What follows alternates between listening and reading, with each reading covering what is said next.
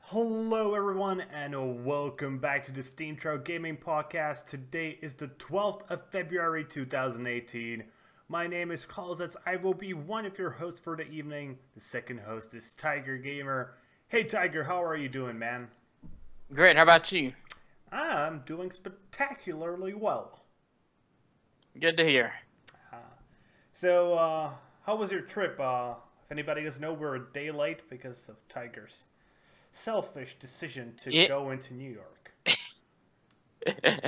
Actually, we went because my sisters they wanted to go to a concert, so we went. And unfortunately, I was at the airport all day yesterday for about like 12 hours. So that sounds insanely boring.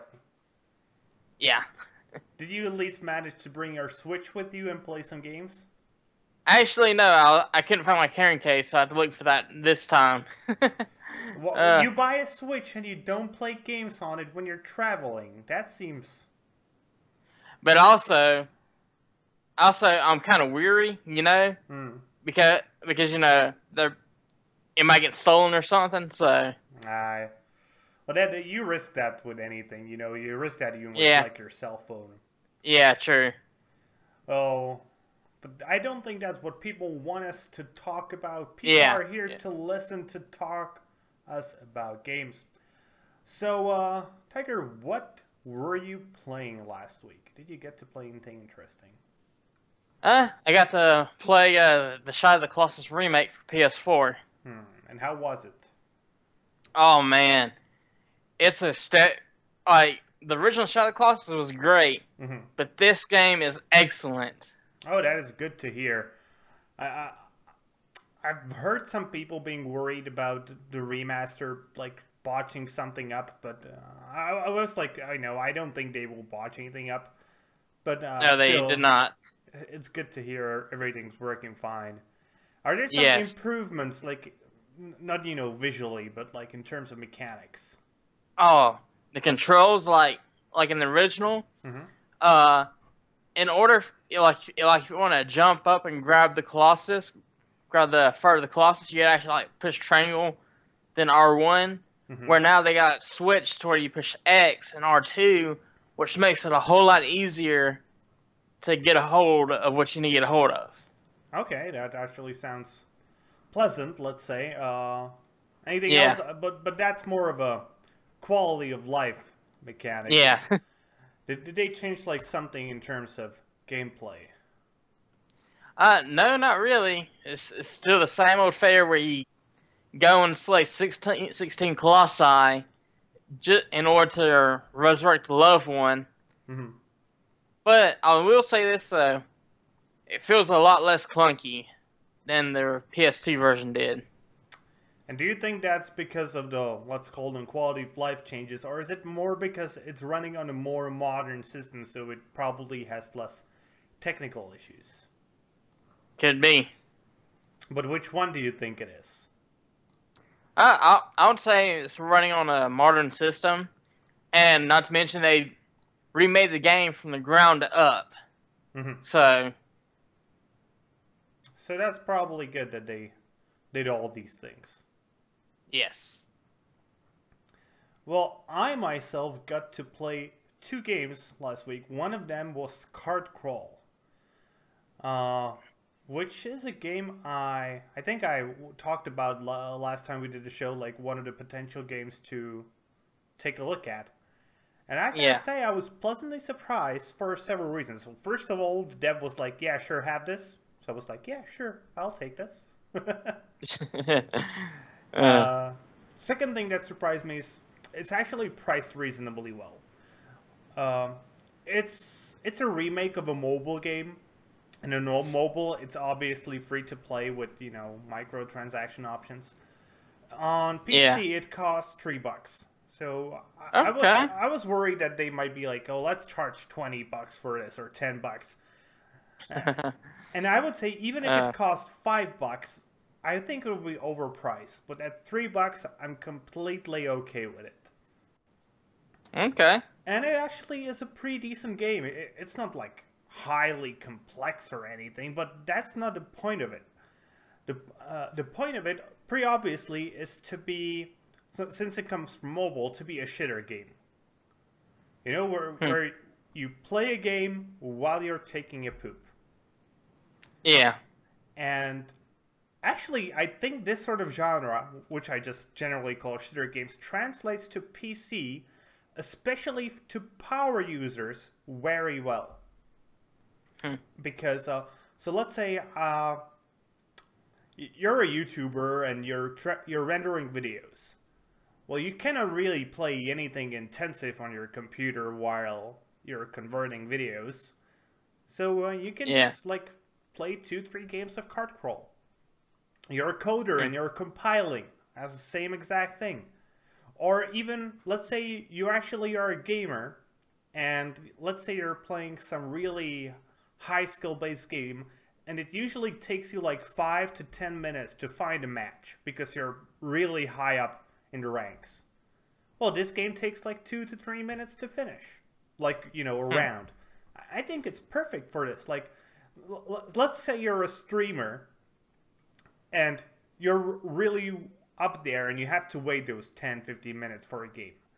Well, you have two options. Either you say, oh, I'm going to go get some food or something like that, or just chat with your chat. Or you can play this, giving them some sort of entertainment. And yeah. I think this actually game fits in that sort of slot not very nicely. Huh. And again, for $3, that's a good price. And it potentially has infinite value, as it's, you know, it's very well suited for being repeatable. Yeah.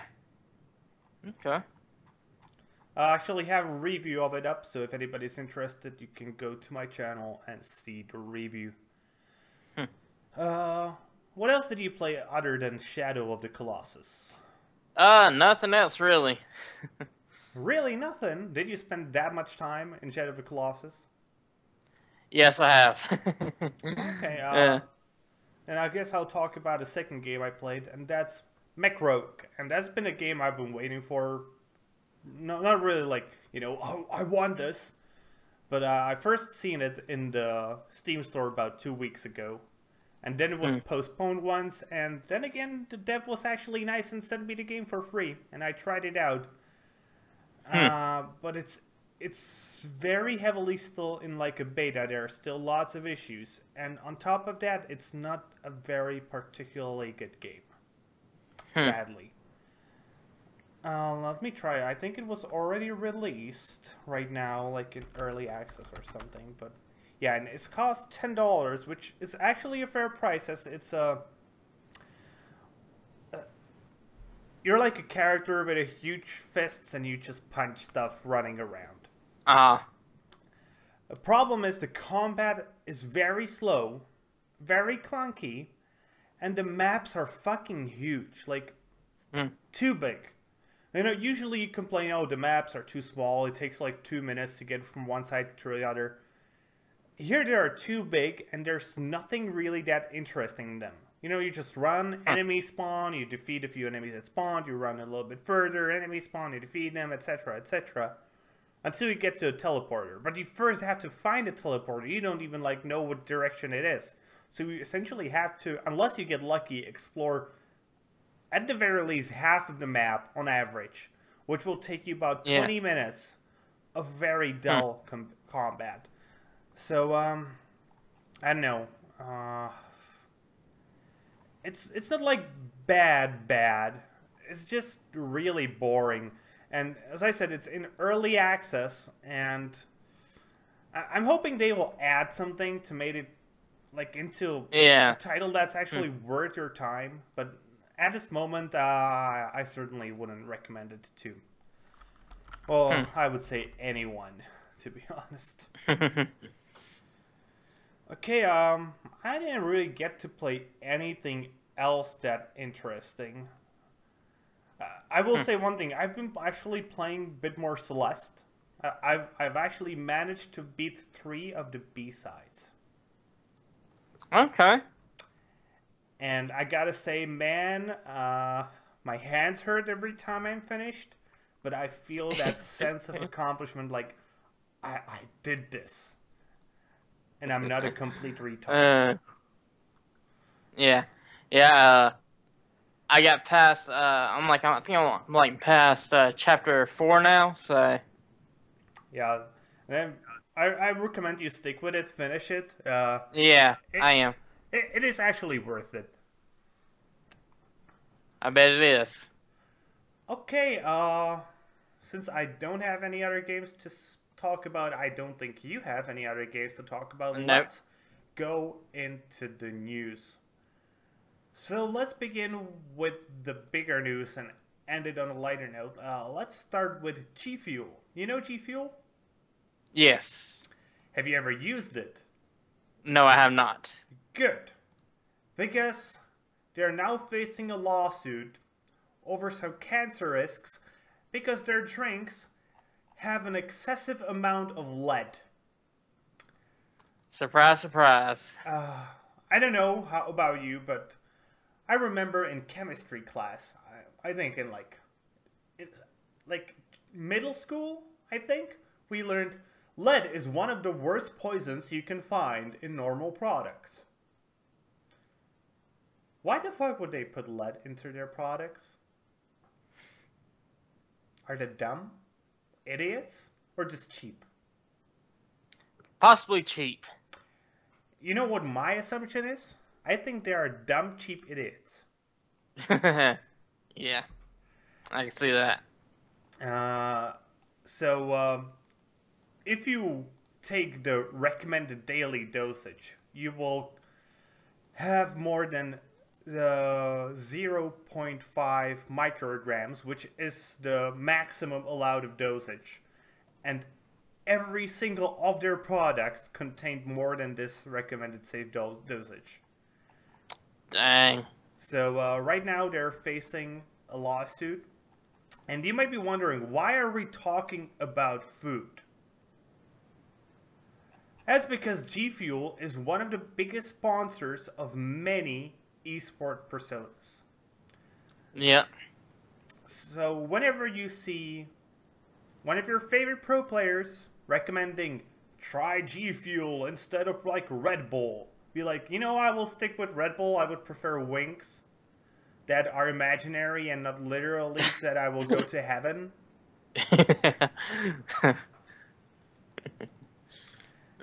Just to give you an example, like, there was actually a boy in Plymouth, Massachusetts, who was hospitalized after drinking G Fuel.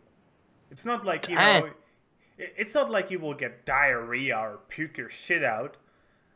You might actually go to hospital. If you obviously drink excessive amounts, but still. Dang. Okay, let's move on to something that is a little bit more gaming related for some people. So Activision Blizzard earned more than $4 billion in microtransactions last year. That's one hell of a number. Yep. I don't think this is counting WoW subscriptions as microtransactions. And even if it's not, as it seems it isn't, that means they earned more money in microtransactions than they did in sales of their games. My only concern is how much of this is Hearthstone? Because Hearthstone is a free-to-play game where it's purely monetized by microtransactions. So I think that might be scheming the number slightly. But they made $4 billion in microtransactions and $3 billion in regular sales.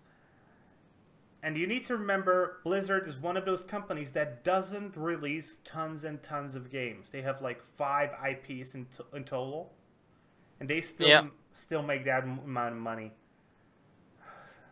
So, but you know what? Now I'm actually talking shit a little bit, as the bulk of that amount is coming. Can you guess? Because it's Activision Blizzard. It's not just Blizzard. Yeah. So do you know what is the biggest revenue source of Activision Blizzard? I'd say Overwatch. Not even by chance. Hmm. So it's actually Candy Crush. Oh yeah, I forgot that they Yeah, everybody about forgets. that. So Blizzard, when we just talked Blizzard, they made about $2 billion in revenue. So they are about slightly over 1/3.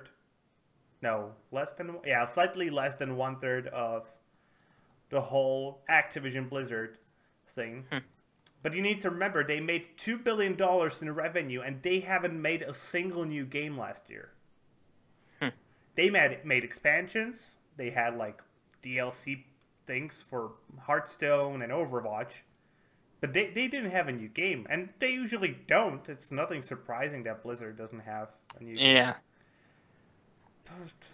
For fuck's sake, Candy Crush being the largest game for them is... I don't know if it's sad, but my father plays Candy Crush. Does somebody in like one of your parents play one of these games? Or like your grandma, maybe? Nah. You're educating them, right? Actually, my grandmother, she's not too tech savvy, so. Mm. And my mom, I don't know what she plays on her phone, but I know she doesn't play Candy Crush, so. She's going to be playing like Hearthstone, and she's like the secret pro player. She's. Do you know Disguised Toast, the Hearthstone player? No, I do not. He's like a player, and not anymore these days, but he used to wear like a styrofoam toast in front of his face. So like somebody like that, that's your mom. That's hilarious. But since we now know how much money are companies making by microtransactions, I think this is a good segue into the next piece of news. So Sweden, if anybody doesn't know, that's a European country, is probably going to say that loot boxes are gambling somewhere in early 2019. The Minister of Public Administration named Ardalan Shekarabi, which is such an obviously Swedish name, told that they are planning to classify loot boxes as a form of gambling in 2019, which put them under some like pretty hardcore regulations. Sweden is pretty hardcore on this shit. The thing is that you should take into consideration, I can tell this from experience, whatever Sweden does, wait about half, maybe a year, Germany does it as well. And for once, I say, good, do it. Yep. I'm not going to go into a rant anymore, but tell me, what do you think? Do you think this is a good thing to do? Yes, it is. But also, every country is different. So, like me personally, I will not want my government in my gaming. If that makes any sense. Oh, it does. I will say I really don't mind government poking their hands into some things if it is actually useful. It's like the same, you know, I don't really mind my government telling me that if I'm less than, let's say, 15, I shouldn't be drinking alcohol or buying cigarettes.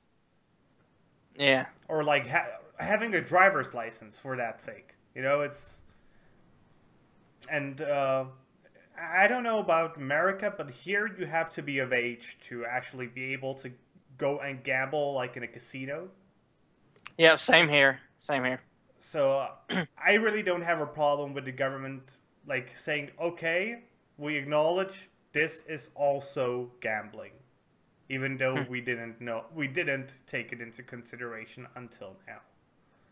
Yeah. It's like if a new kind of poison was discovered. Yeah. And you would be okay if the government would be like, yeah, please don't put this into food. That's probably a not good idea. Yeah. But yeah. But that's just me, you know. The less the government is involved with, the better over here for me. So. Okay.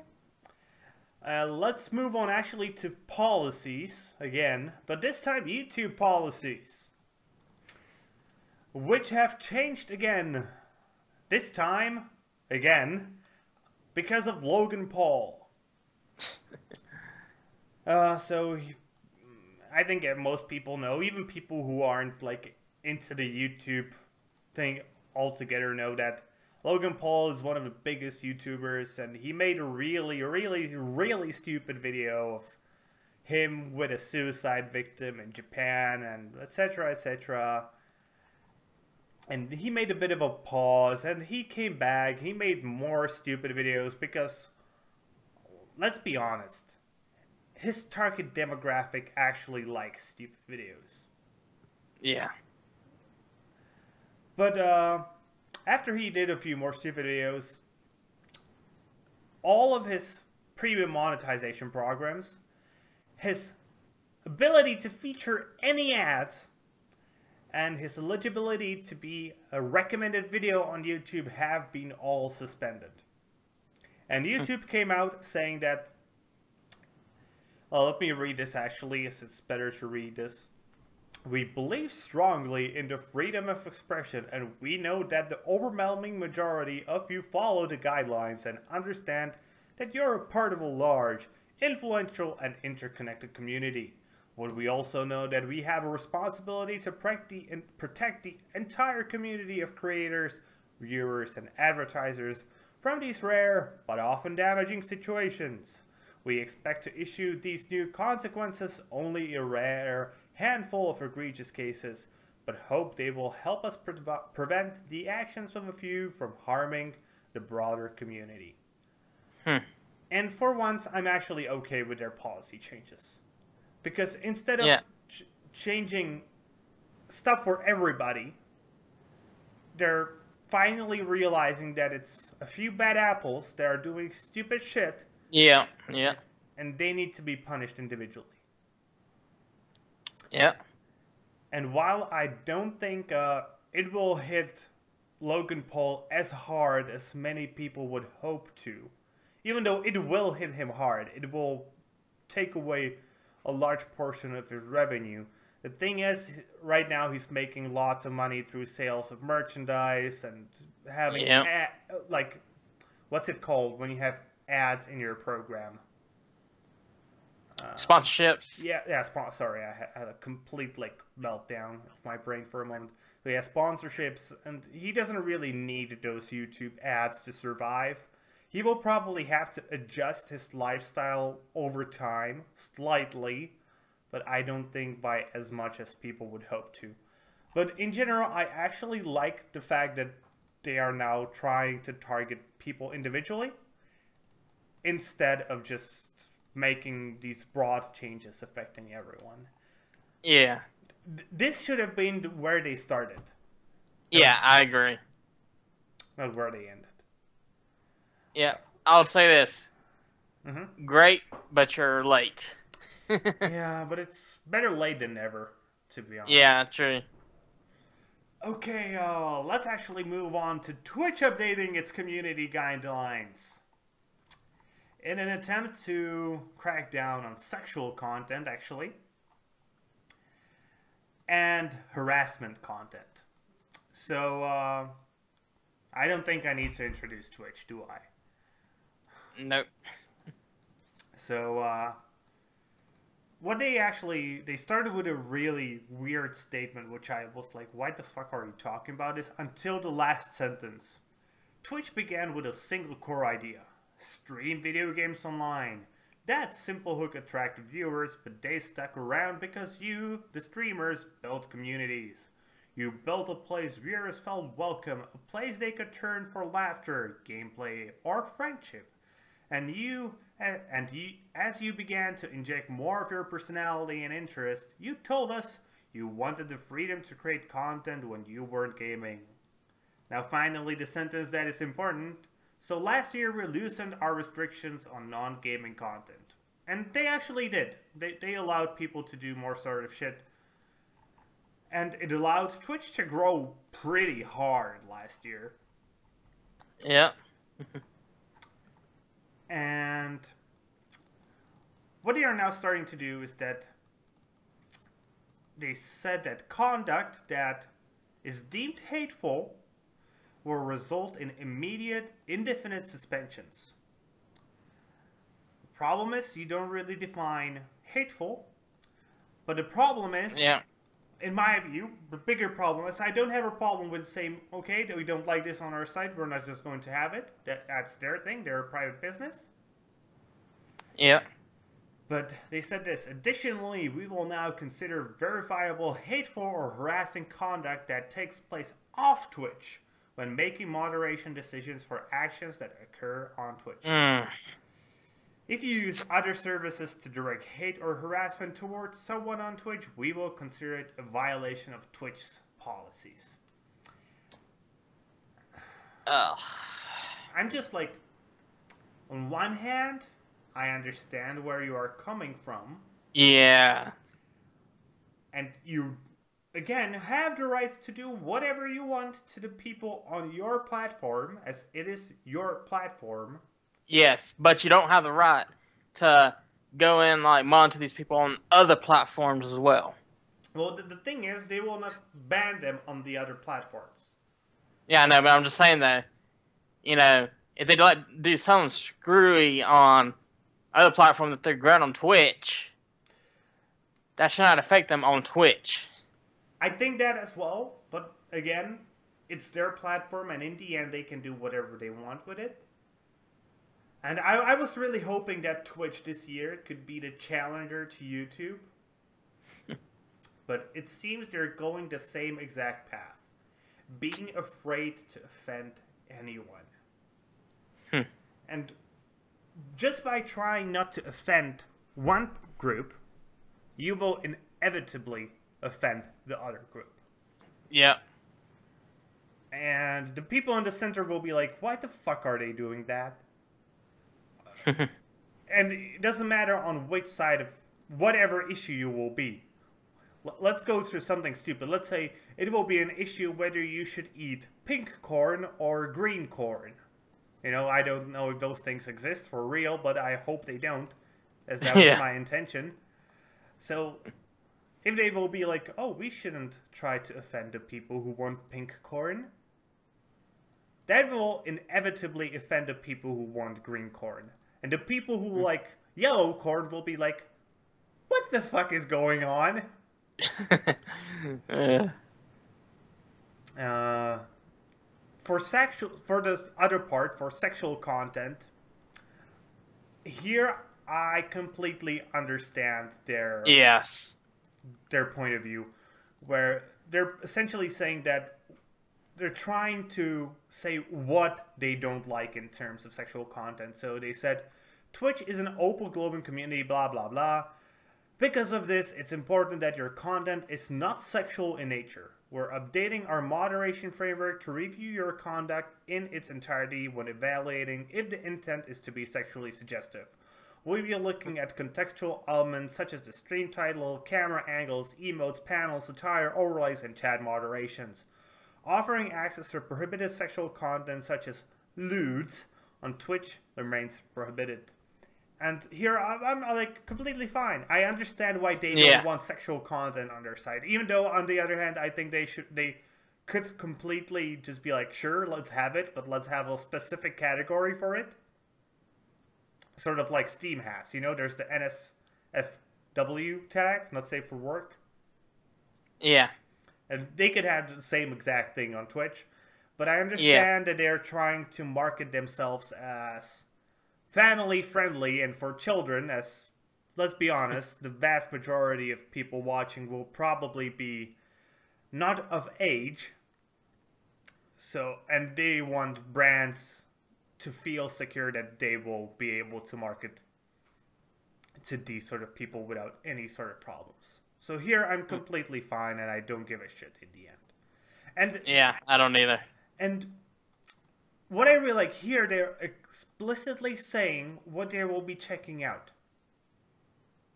You know, stream title, camera angles, emotes, panels, attire, overlays, chat moderations. That gives you a complete idea of if you're like, okay, let's say you're a streamer and you're doing something that you might be like, okay, I might be right on the edge of what they would consider sexually suggestive. Now you know which parts of your content you should take a look at so you don't end up in that bucket. Yeah.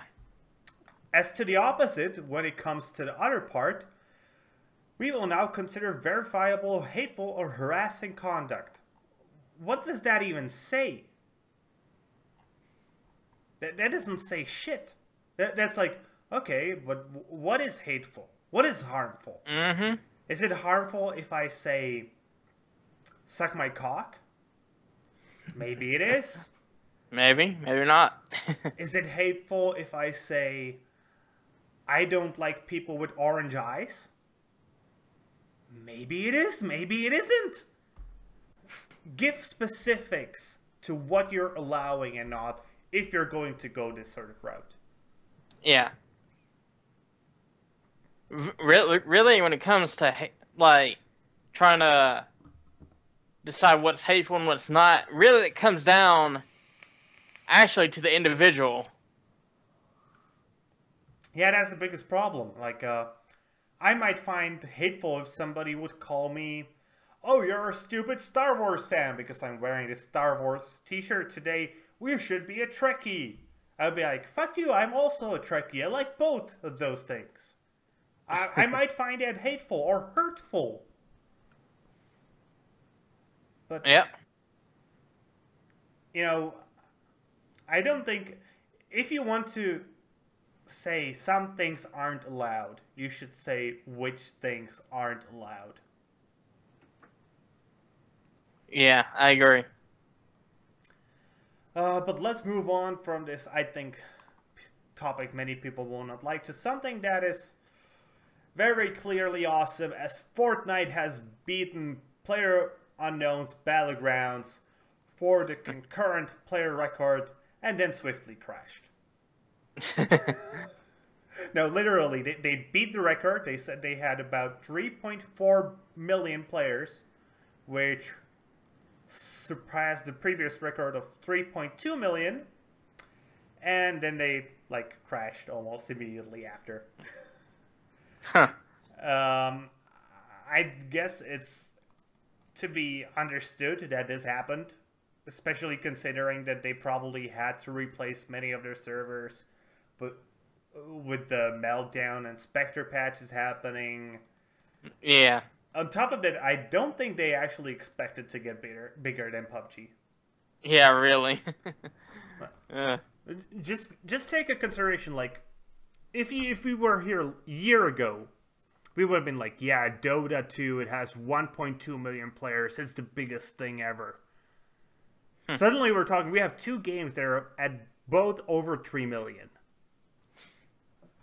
That's 6 Dotas. It's just ridiculous. But obviously it's probably because they're free to play and PUBG is not. That means it's easier for players to pick up Fortnite. And not to mention that it's on all platforms just about. Yeah.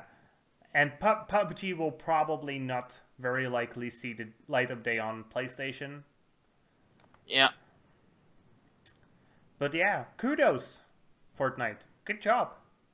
And they have been actually getting better and better. They've been having such frequent updates. It's almost ridiculous. Yeah. You know what's funny? Mm-hmm. I don't know what their progress is on like the main campaign of the game, but it looks like they're putting more attention towards the Battle Royale mode now, which is good.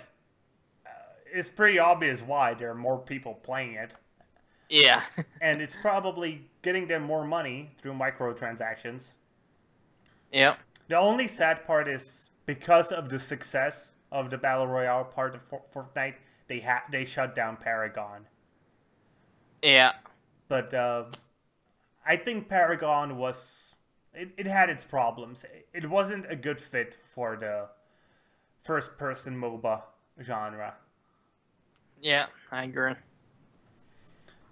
Okay, let's move on to something I had a rant yesterday on the gaming news. So I want to hear your opinion on it. You know Star Wars Battlefront, right? Yes, I do. You know the second iteration of it as well, right? Yep. You know it had a little bit of a PR problem, right? Sure do. Guess what they decided to give as an apology packet to players. One loot box. Yes, precisely. A single fucking loot box.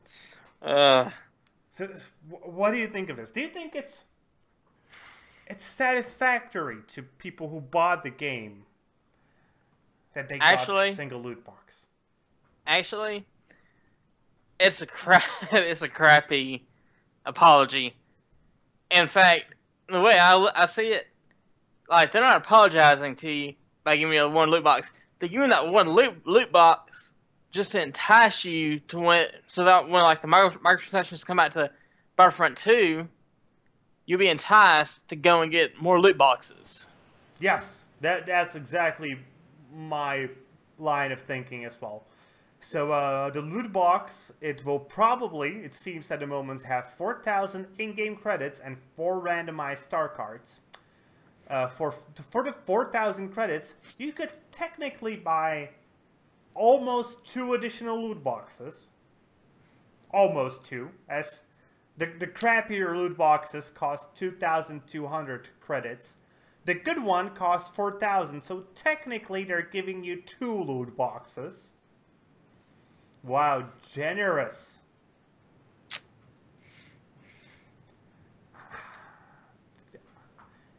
I'm now wondering, like, is there a person in EA who just wants to destroy them? Who's like, I've had it with this company, let's just make it suffer. Yeah. I really don't know what to say. It's like... And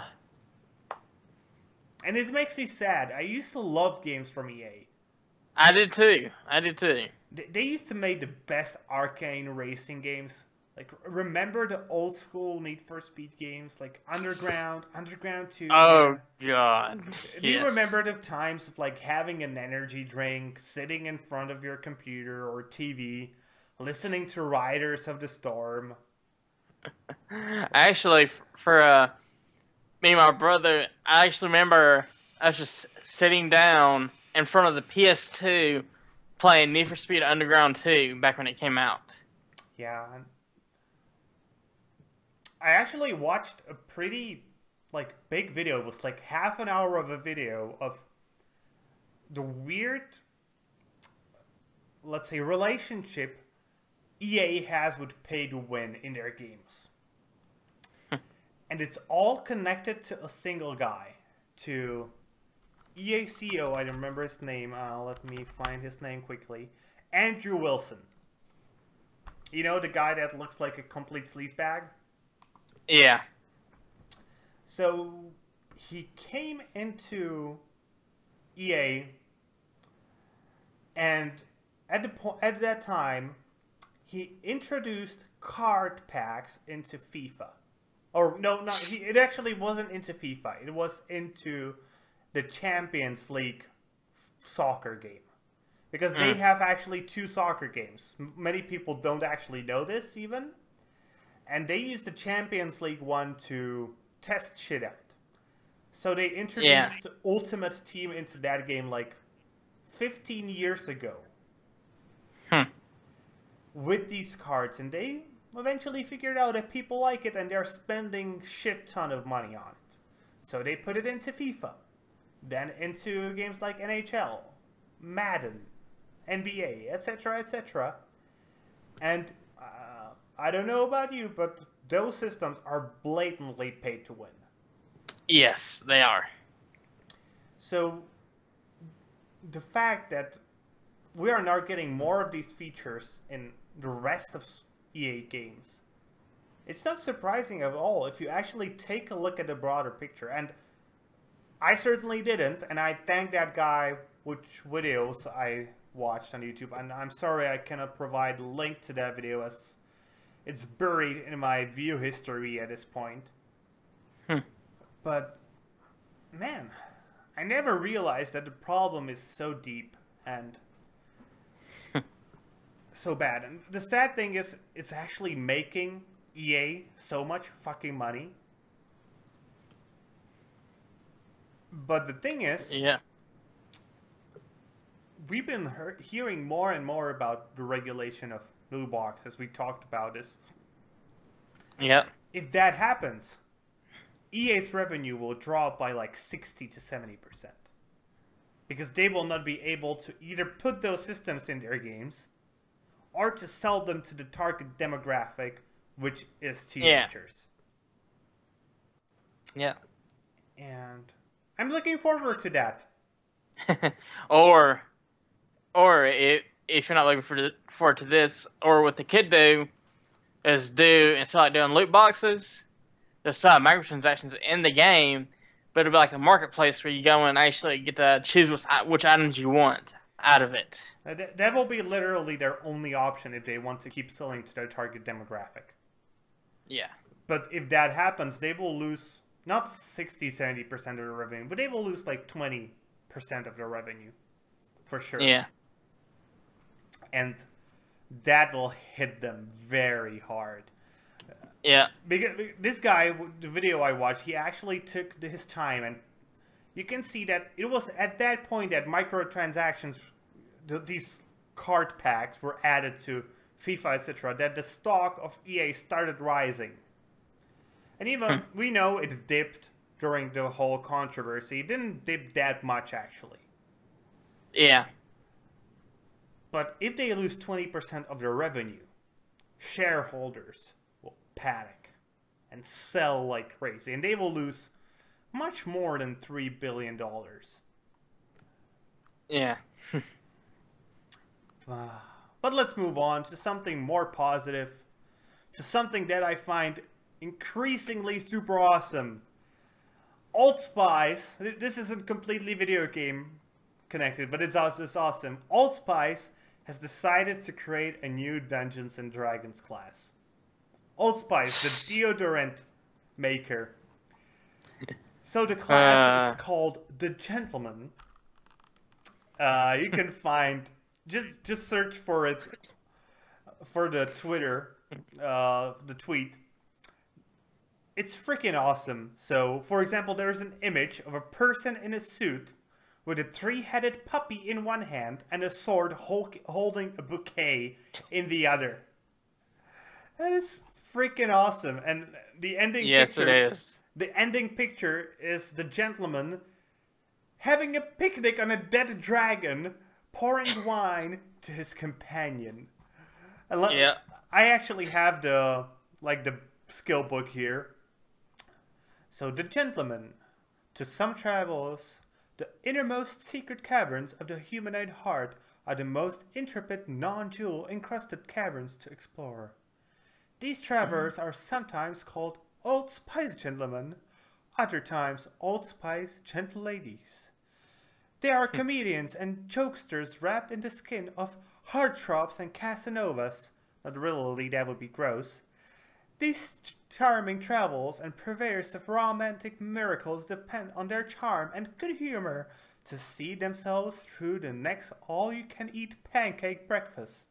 Whether it be a charming smile, a clever quip, or a catchphrase that dangerously dips its toes into the clear, cool waters of annoying repetition, the gentleman will always find a way to rise above any challenge and inspire their companions to greater feats.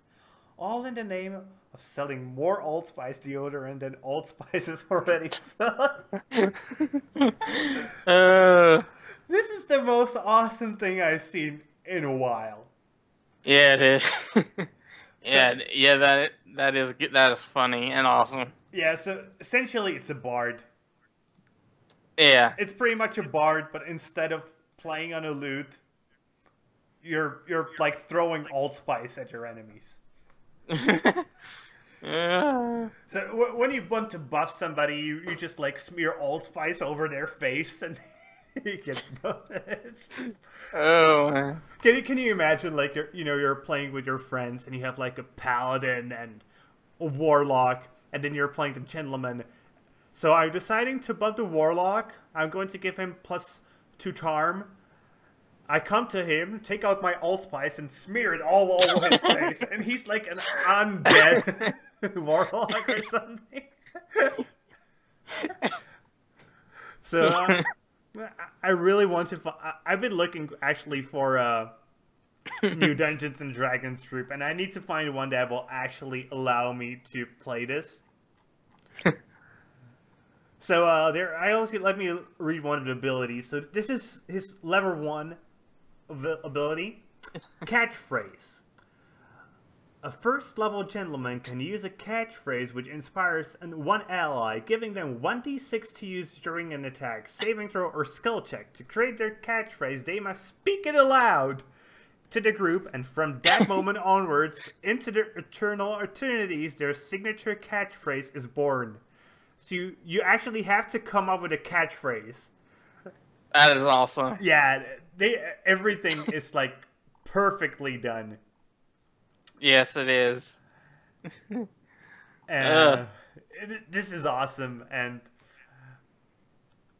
I really recommend anybody to play this. The only thing is that you actually have to do is follow the gentleman's code. But you can be neutral, you can be good, you can be bad. Nobody cares, but you have to abide by the gentleman's code. Yeah. This is just awesome. Yes. And his final level skill. At 20th level, the gentleman adds essence to a higher plane of existence, becoming a being of pure energy. The gentleman loses all skills, attributes, and abilities. The gentleman may privately communicate with a GM to make anything explode at will. That is awesome. Yeah. Or the level 17 skill is called a new haircut. Oh man. Or this one is my favorite. Level 5, you get a bachelor's in marketing.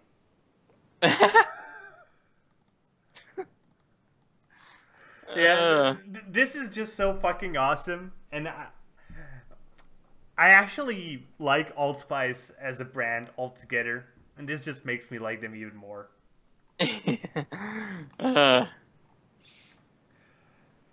But let's move on to the last piece of news for today, which is about Mario Kart Tour. And it will be free to play, though technically it will be free to start. But it is free to play. So you called it, man. You were right. Yeah. That's all we have to say about this. Yeah. I just really like the term free to start. Because Nintendo doesn't like free to play. Yeah. And they actually have a good reason for it. They don't like it because it's insincere. Yeah. And to a degree it actually is. Okay, I guess that's it for the news. Unless you have something you'd like to add. One thing I would add is I watched the trailers from D23 of the Kingdom Hearts 3, and I cannot wait. I understand that very, very much. Yes. So I guess it's time for gaming recommendations. Yes. So what do you have to recommend? First off, I have Kingdom Come Deliverance, which comes out for PS4, Xbox One, and PC tomorrow. And that's the only game I have to recommend as well. I don't know if you know this, but it's actually a Czech game. Yes. And it's set in the Czech Republic. Yep. And it's going to be hardcore, really. Like, don't play this game if you're a casual player. Yeah. Yeah. I can tell you a bit about the game. It's actually set in one of the most, like, proud moments of Czech history. It's set during the beginning of the 15th century. Yeah. There was a bit of a revolution happening here in the Czech Republic at that time, where a group of people who called themselves Husité, after Mr. John Hus, who was a priest who didn't agree with the church. You could come to their church and buy that they would forgive you. I don't remember the name of those things in English. Yeah, translator. I need a translator for a moment. Indulgence. Yeah. Indulgences. So, he didn't like the fact that if you were rich, you could just buy indulgences from the Catholic Church. And he didn't like the fact that you had to be rich to get both the cracker and the wine in the church. I know it's not a cracker, but it's a cracker. And he actually got burned for it. Like, literally burned to death. And that sparked a bit of a revolution against the Holy Church. And they actually sent a crusade against the Czechs. And we beat the crusades 3 times. And it was quite an interesting time in our history. And I'm not really a history, like, nerd. To be honest, I am. I don't mind I don't mind listening to people talking about history, but I hated the subject in school as it was like, so here's the dates, learn the dates, and have fun. And also, I guess European and American history is probably taught in a different way. You're probably going to have a lot of focus on everything after 16th century, more likely probably from the Civil War forward. Actually, this varies from each school year, but some years you learn like ancient world history, to the Renaissance, to the American history and all that. So it's a variation of histories that you learn.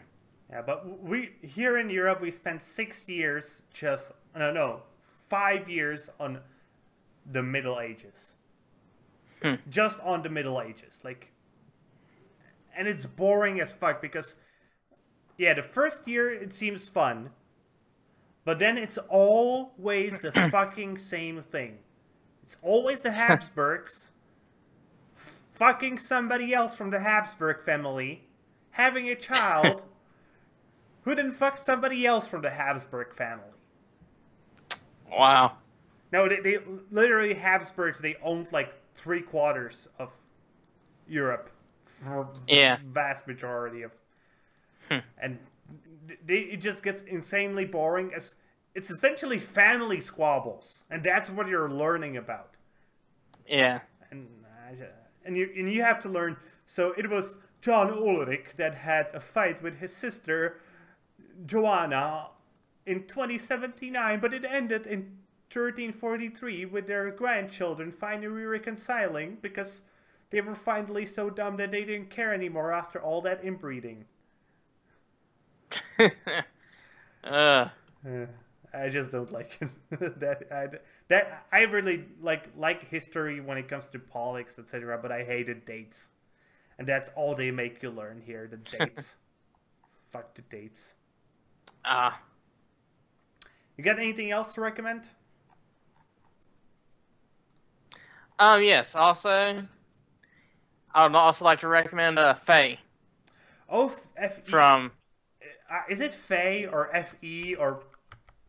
I think it's pronounced Faye. I have no idea. I completely forgot that's coming out. That's the only EA game I'm looking forward to, but I don't know if I should buy it because it's EA. And also don't forget A Way Out, which comes out next month. Yeah, you know what? I'm probably gonna boycott that. at this point. Uh, I'm just going to call it FE because that seems more logical to me than Faye. I don't know. I really don't know how to pronounce it. Yeah, but you know the way I see it, Mm-hmm.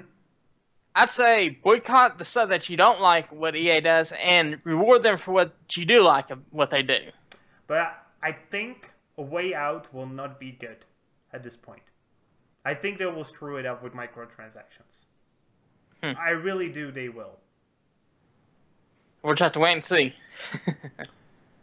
But this is essentially an indie title, so I'm hoping they didn't screw it up as much. Yeah.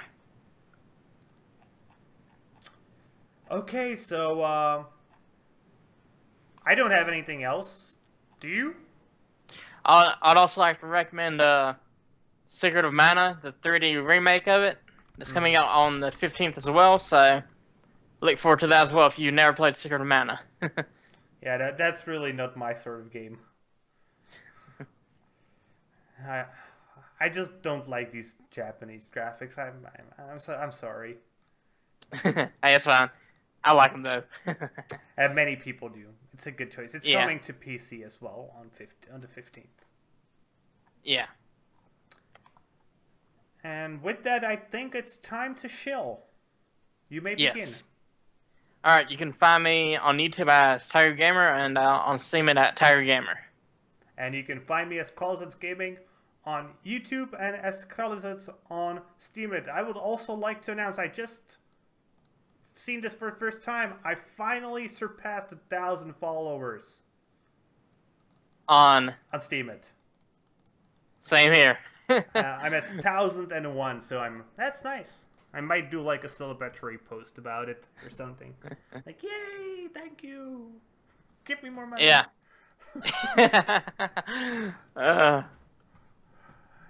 And with that being said, that's going to be it for today, guys. So we hope you enjoyed today's video. If you did, please be considerate enough and give us a thumbs up here on YouTube and subscribe to our channel. If you are watching this on Steemit, you might want to do the same, but vote and follow our blog.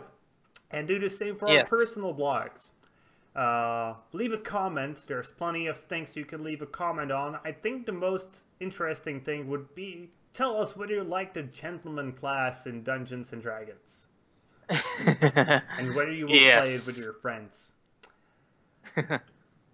Be sure to tune into the rest of the week's gaming news podcasts, which are held every single day at 8 o'clock GMT. I don't know what that is in American times. It's about an hour ago. Yeah. But that's it.